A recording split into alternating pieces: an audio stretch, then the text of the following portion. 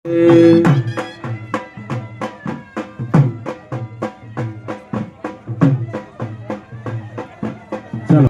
અહીંયા ખારા વોટા તરીકે કહેવાતા સમસ્ત ભાઈઓ તરફથી રાખવામાં આવેલો છે.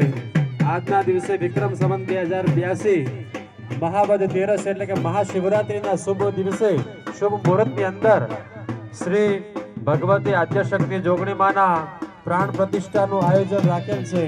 તો એ નિમિત્તે અહીંયા આપણે પૂજા વિધિ કરી છે.